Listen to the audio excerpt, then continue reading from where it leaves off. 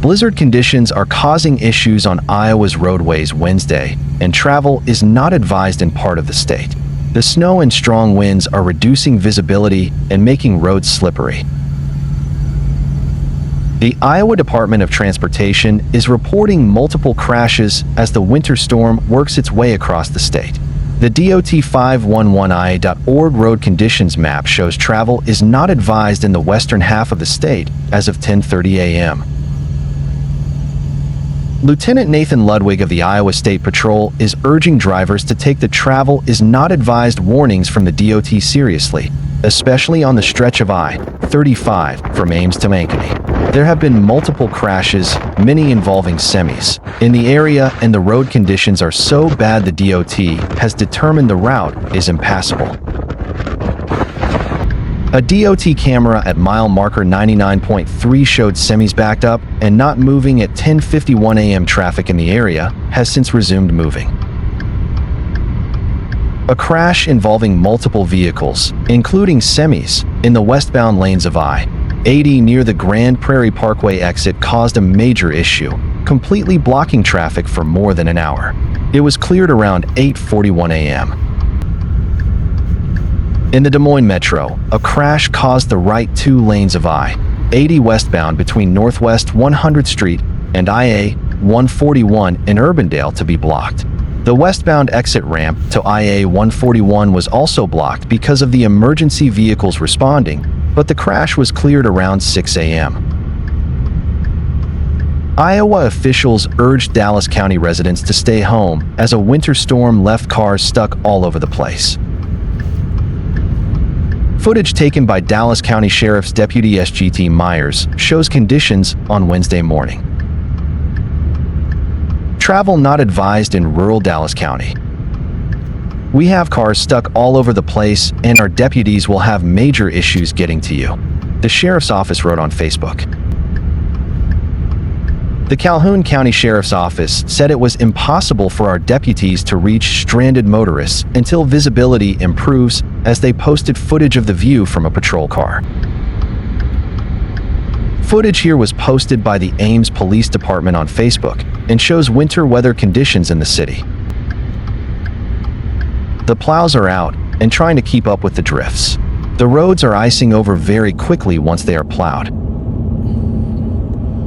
The National Weather Service said north central and central Iowa could expect total snow accumulations between 3 and 6 inches, with a few higher amounts near the Minnesota border by Friday. This is my night. Blizzard conditions were expected to last through Wednesday afternoon, according to the Weather Service. So I don't know what's going on. The Winter Operations Administrator for the Iowa DOT has just 2 words for Iowans during this blizzard: stay home. Craig Bargfried says there are hundreds of big orange plows on the roads, and they're struggling to keep up with near hurricane force winds and thick blankets of blowing, drifting snow. Conditions are very dangerous, and visibility has been, and continues to be, probably the biggest concern and the biggest thing that we've been dealing with, Bargfried says. People also don't seem to be heeding the warnings of stay at home and travel not advised by both us and State Patrol. The DOT's 511 website shows travel is not advised for much of western and central Iowa, and many roads in the region are considered impassable. Even sections of Interstate 80 have been closed this morning due to multiple crashes. Conditions were terrible when it was dark, but even during the daytime, Bargfried says being on the roads is exceptionally risky. The winds are so strong, 40, 50, even upwards of 60-mile-an-hour gusts, and with the powdery, light snow that we have, visibility is just an issue out there, Bargfried says. I've gotten reports back from several operators that they're just having a hard time seeing where they're at on the roadways. Nearly every snowplow in the state's fleet is on the highway for this storm. Last time I looked, we were just over 600 plows out on the system, pretty much statewide, he says. We will continue to be out there throughout the day and probably into the nighttime hours, trying to get everything back to near normal winter driving conditions. Bartfried implores all motorists to reconsider before starting their engines. It's just a safety issue today, Bartfried says. This is a pretty fast-moving storm, so if people can just be patient and postpone any travel today, I really believe conditions are going to improve rapidly once the system moves through the state. Many ditches are littered with vehicles that have slid, spun out, and gotten stuck. Hamilton County Sheriff Alex Pruisman says it's a challenge to reach everyone who's stranded. The guys are trying. The road crews are trying, Pruisman says. From the DOT, from the county and state level, the Iowa State Patrol is out. Hamilton County deputies are out. Webster City PD is out. We are trying to get to you. Authorities say if you've gotten stuck, stay inside your vehicle and call for help. Don't attempt to walk to safety. Iowa State's campus is partially closing Wednesday due to a blizzard warning.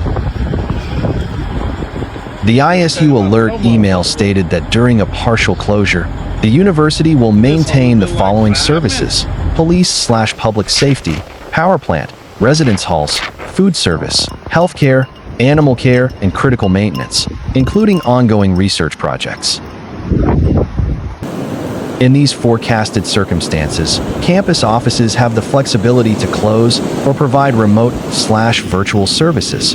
Safety should be a priority. Additionally, it states that supervisors should provide maximum flexibility for employees to work remotely or take leave. If remote work is not an option, consider potential training opportunities that employees can complete remotely. Craig Codgel, a meteorologist for the National Weather Service, NWS, in Des Moines, said overnight winds will reach 30 to 40 miles per hour and gusts reaching 65 miles per hour. About the same time the wind becomes really strong, we're going to see a transition from rain to snow, Codgel said.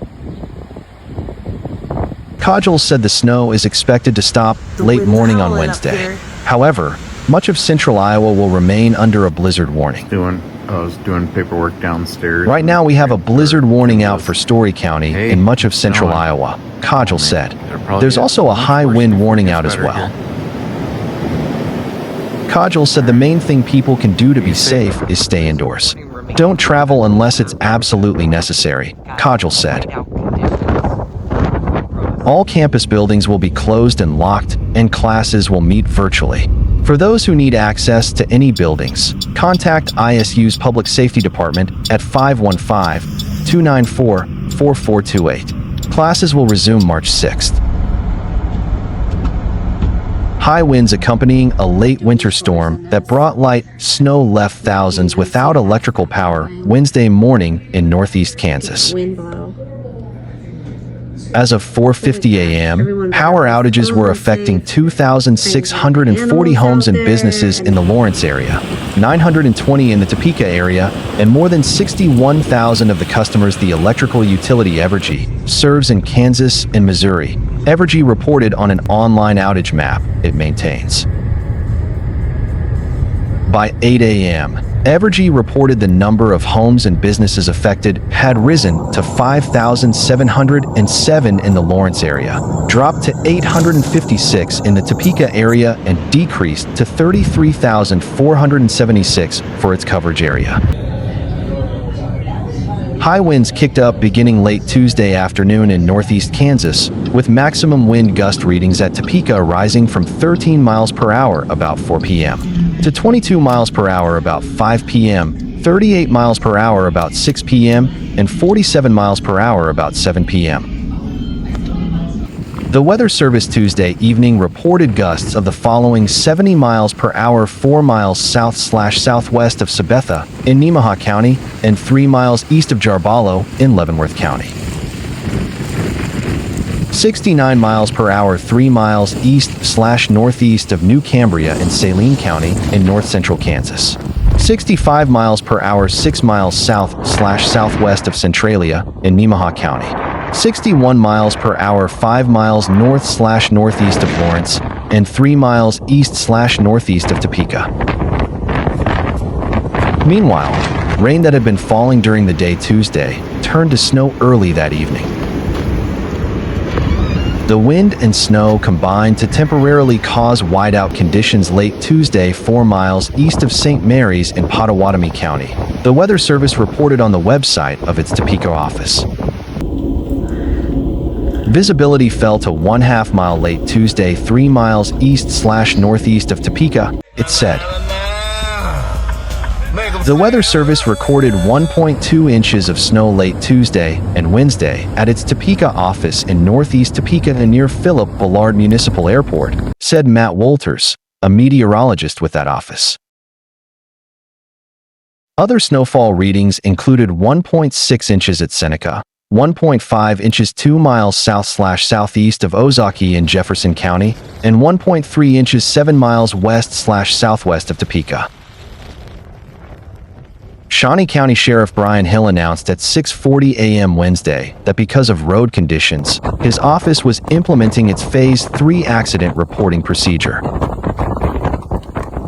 During that phase, deputies respond only to scenes of crashes involving injury, possible injury or death, potentially impaired drivers, hit-and-run drivers, disturbances, hazardous materials, major traffic congestion, or enough damage to require a vehicle to be towed. Drivers were directed to report all other crashes at their earliest convenience at Sheriff's Office headquarters at the Law Enforcement Center, 320 South Kansas Avenue.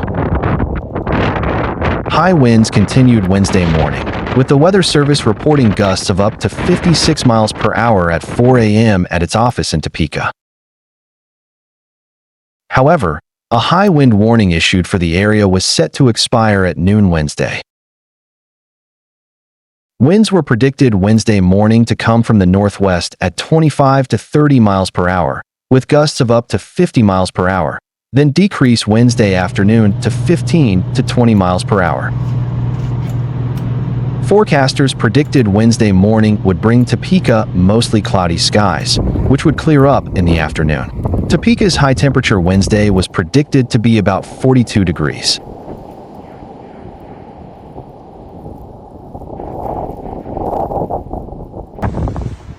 Because they're making a way for the custodian to put down ice melt and get to the building.